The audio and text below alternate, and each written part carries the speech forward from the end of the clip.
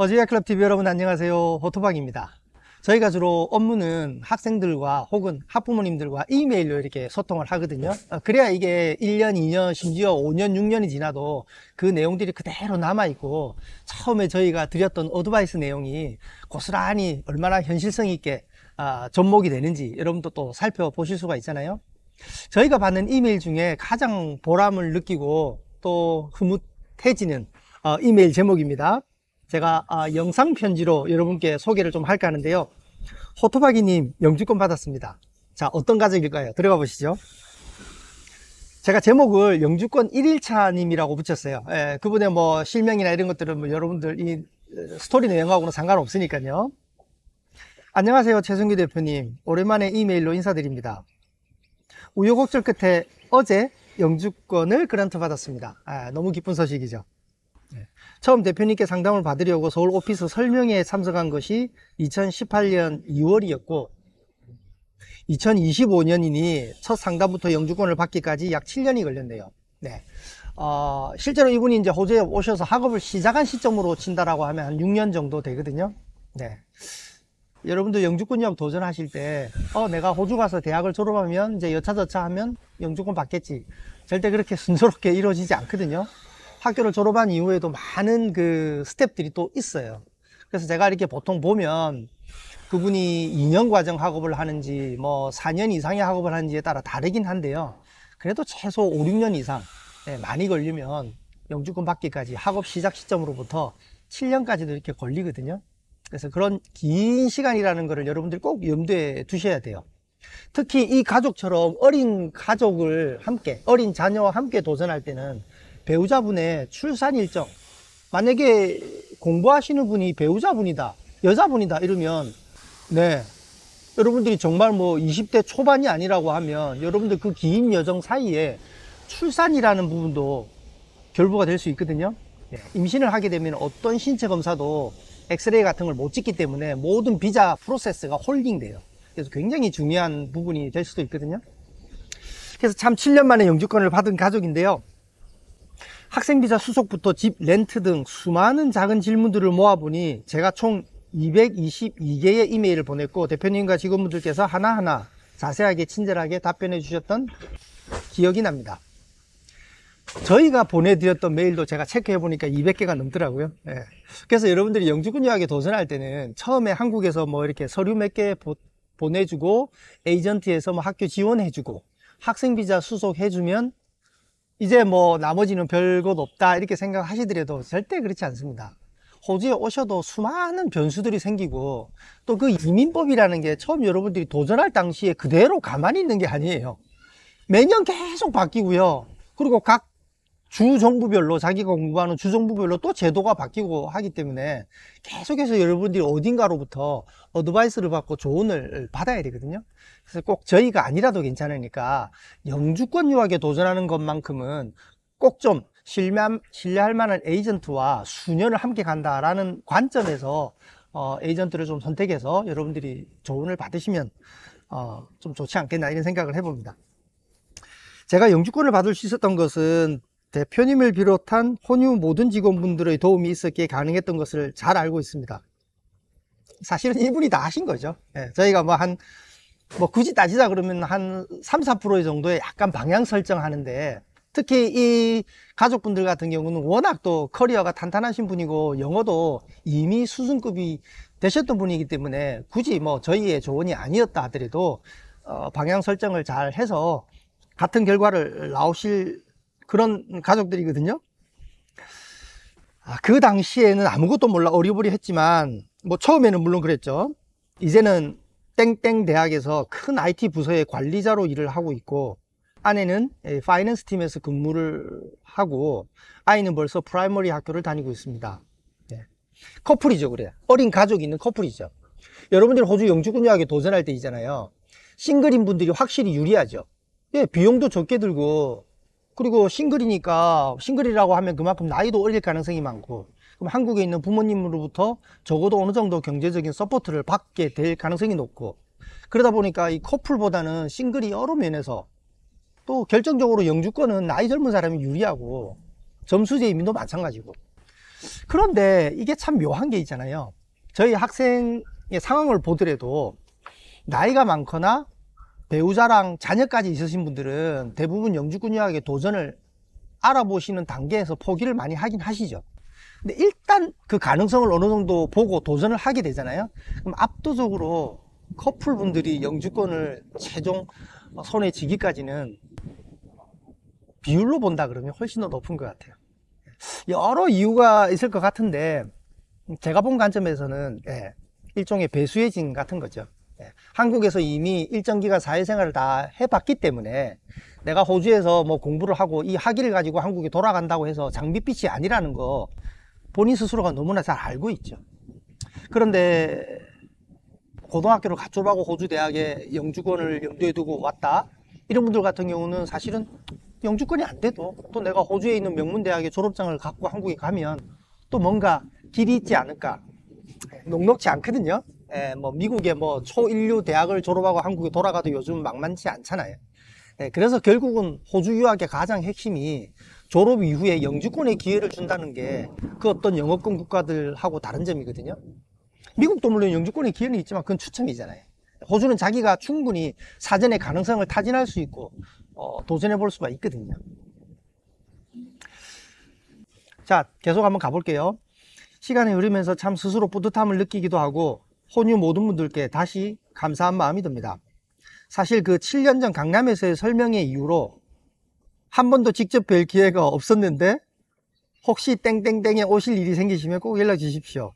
네, 이분이 지금 시드니에 계시지 않으세요. 네, 다른 도시에 이렇게 계신데 거리가 이렇게 있다 보니까 쉽게 왔다 갔다 할 수 있는 거리가 아니다 보니까 제가 오시면 제가 식사라도 대접하고 싶습니다. 호토바이기가 지금 뭐 한 17년, 18년째 이 일을 하면서 저 나름대로 정해놓은 원칙이랄까? 하나가 있는데요. 네, 영주권 없는 사람한테는 밥 얻어 먹지 말자. 그러니까 우리 학생이죠. 네, 아직 영주권을 손에 쥐지 않은 우리 학생이 아마 제게 밥 사는 사람은 없을 겁니다. 네, 항상 언제든지 제게 오시면 뭐 짜장면이든 뭐든 뭐 시드니 다 있으니까요. 네, 여러분들 원하시는 거 혼자 공부하다 보면 또 힘들 때가 있잖아요. 그 정도 제가 여유는 있습니다. 언제든지 연락 주시면 되고요. 물론 시드니에 갈 기회가 생기면 사무실에 한번 들리겠습니다. 그래서 이렇게 이제 기쁜 소식을 전해 주셨는데 저희에게 여러분들이 이메일로 문의 주실 때는 저희가 이렇게 아침에 출근해서 저희 스태프들이 이제 이메일을 열고 답변을 드릴 때 있잖아요. 저희에게 문의 주신 분의 절반 이상은 영주권 유학에 도전하시면 안 됩니다라는 거절, 만류하는 이메일을 보내드리거든요. 그게 또 맞고요. 5%도 안 되는 가능성을 가진 분들한테 꿈은 이루어진다, 이건 맞지 않잖아요. 저희도 비즈니스니까 웬만하면 희망적으로 말씀을 드리고 도전해 보시라고 말씀드리는데 이 영주권 유학만큼은 웬만하면 보수적으로 보셔야 돼요. 그래서 저희가 정말 있는 그대로 당신은 이 조건 때문에 안 됩니다, 이 조건 때문에 안 됩니다, 정말 영어 점수가 이 정도 수준에 도달한다 그러면 그때 다시 한번 고려해 보세요, 뭐 이런 식으로 직설적으로 말씀을 드려요. 근데 이렇게 오히려 말씀을 드리면요, 이해를 잘 하시는 분은 본인은 도전하지 않더라도 본인 동생이나 본인 조카분은 다시 저희에게 또 문의를 하게 하고 하거든요.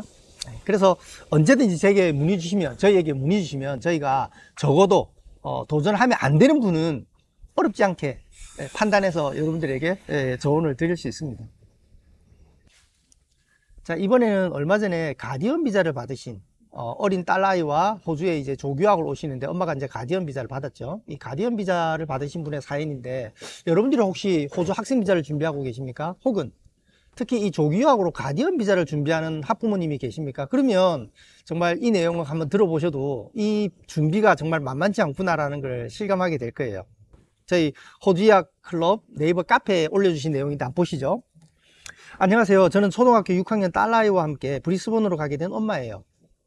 작년 여름, 호주는 겨울이죠. 브리스번에 미리 한 달 살기 하며 탐방을 하고 브리스번으로 아이 조교학을 가기로 결정한 뒤에 수속을 시작해 어제 비자 승인 메일을 받고 호주로 이제 오시는 거죠. 지금부터 조금 길어요. 이 엄마의 사연이 정말 길어요. 만일 아빠가 사업을 하고 세금 신고액이 사정상 없거나 적은 가정의 경우 제 상황이 도움이 될 거예요.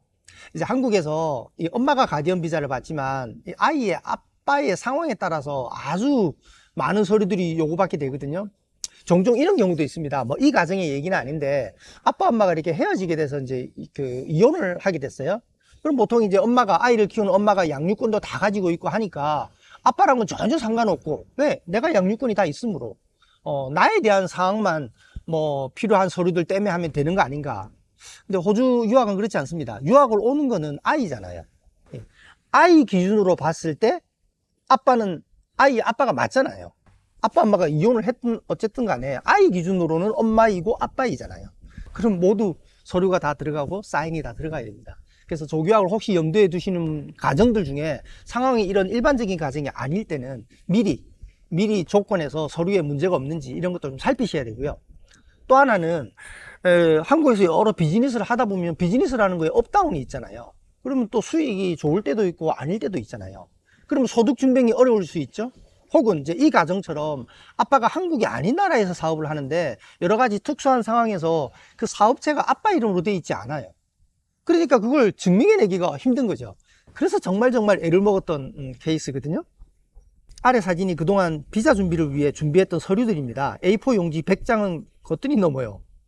이미 제출을 했는데 영문 이름이 아니라서, 제출용이 아닌 열람용이라서, 이민성에서 추가로 보완 요청을 한 서류가 있어서 이러다 보니 이렇게 준비한 서류들이 많았답니다.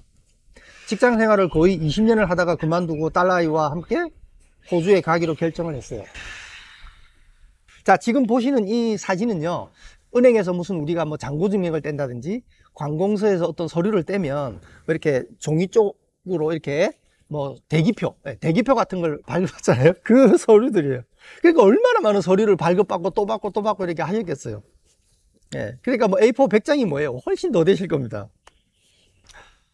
비자 서류는 정말이지 어마어마했어요. 가디언으로 따라가는 엄마의 경력을 도대체 왜 궁금해 하는 것인지, 저희 초중고 대학교 때부터 그동안 다녔던 모든 직장의 연락처까지 왜 알아야 하는 걸까요? 외국에서 사업을 하는 남편은 사정상 명의가 외국인 명의로 되어 있어요. 그렇기 때문에 수입을 증명하기가 어려움이 있어 아파트를 월세로 돌려놓고 그러면 월세 수익이 들어온다라는 그 계약서가 있을 거 아니에요? 그리고 저희 부모님, 그러니까 아이의 할아버지 할머니예요. 아이의 할아버지 할머니의 이 손녀에 대한 이 학비 지원을 해주겠다라는 진술서까지 저희가 만들고요. 통장 잔고는 우리 돈으로 약 4천만 원 정도 알고 있었는데, 예, 과거에는 그랬었는데 지금은 이게 좀 바뀌었거든요. 그래서 7천만 원 가까이였고, 이래저래 유학은 돈이 많아야 하는 건가 봐요. 네, 맞습니다. 단순히 돈이 많다고 하는 게 아니라 이게 서류상으로 보여질 수 있어야 돼요. 그리고 일정하게 수익이 있는 걸 좋아합니다. 주식이 아주 많거나, 주식은 변동성이잖아요. 이런 것들은 또 인정을 안 해줘요. 부동산 같은 거는 참작은 되는데 뭐 부동산이 또 어떻게 밸류가 측정될지 또 애매모호할 수도 있고요. 그래서 그냥 예금 형태로 딱 갖춰진 걸 제일 좋아하는데, 사실 누가 한국에서 큰 뭉치돈을 가만히 예금에 넣어 놓나요?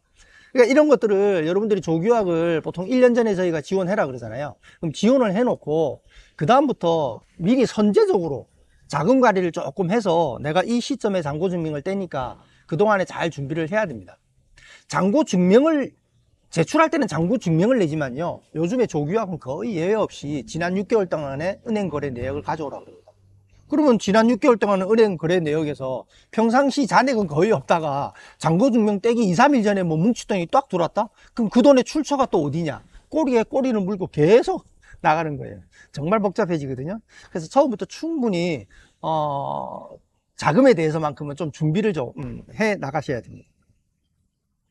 저는 해나 선생님이 비자 수속을 해주셨어요. 비자 준비하면서 제가 속도 많이 섞였는데 항상 차분하게 응대해 주셨어요. 덕분에 안 갈 뻔했던 호주를 내일 저녁에 갑니다. 제일 감사한 해나 선생님. 네. 저희 해나 선생님도 그렇고, 저희 뭐 예원 선생님, 저희 또 우리 제니 실장님, 뭐 저도 마찬가지고요. 다 아이들이 뭐 2명, 3명, 뭐 해나 선생님은 자녀가 3명이나 되거든요. 근데 특히 아빠의 직장 때문에 한국에 또 몇 년 지내다가 또 호주에 몇 년 왔다가 또 한국에 몇 년 지내다가 이렇게 왔다 갔다 하면서 세 자녀를 계속해서 두 나라를 번갈아 갔기 때문에 한국의 엄마들 상황을 너무나 잘 아시죠. 네. 그리고 아이들이 겪게 될 여러 가지 혼란, 이런 것들도 경험이 많으시고, 그리고 뭐, 저는 이제 우리 아이가 대학생이 됐지만, 저도 서울 사무실 처음, 오래전 얘기긴 하지만, 서울 사무실 처음 오픈한다고 개포동에서 저희 아이가 초등학교 잠깐 다녔던 적도 있어요. 그래서 뭐 저희 집사람이 반장 엄마한테 찍혀가지고 뭐 반장 엄마가 오라는데 안 가가지고 찍혀가지고 좀 뭐 힘들기도 하고 이랬었는데, 어쨌든 한국의 엄마 상황을 어느 정도는 이해를 해요. 그래서 조교학은 언제든지 여러분들이 실제로 호주 조교학을 감행을 하시든 아니면 뭐 도전을 하지 않으시든 언제든지 저희 호주학 클럽으로 이메일로 문의 주시면요, 자신의 상황을 좀 충분히만 설명을 해 주시면 저희가 조근조근 현실적으로 조언을 좀 드릴 수가 있습니다. 자, 이상 영상 편지를 가지고 좀 얘기를 나눠 봤는데요. 여러분들 그 비자 준비가 정말 만만치 않고, 또 영주권 유학은 정말 대학을 졸업하면 1, 2년 만에 뭐 영주권이 손에 탁 쥐어질 것 같은데 절대 그렇지 않거든요. 정말 저희랑 이렇게 보통 제가 평균을 내보니까 뭐 학생 비자든 뭐 조교학 엄마 가디언 비자든 간에 저희가 비자 수속을 하잖아요. 그럼 한국을 떠나기 전까지 저희랑 주고받는 이메일 개수를 보면 대략 70통이 넘어요. 그러니까 저희도 바보가 아니잖아요. 처음에 쫙 한번 정리해서 이렇게 탁 드리면 그 소리만 탁탁탁 맞춰주면 짜잔 끝나면 너무 좋겠는데 그렇게 안 돼요. 그렇게 안 되고 중간에 많은 변수들이 있거든요. 그러다 보니까 비자 서류 준비하고 학교 수속 진행하면서 이메일을 뭐 70통 넘게 왔다 갔다 이렇게 하게 되는 거거든요. 언제든지 저희에게 문의 주시면 저희가 현실적인 도움 드릴 수 있습니다. 이상 도움이 되셨기를 바라고요. 좋아요, 구독 부탁합니다. 감사합니다.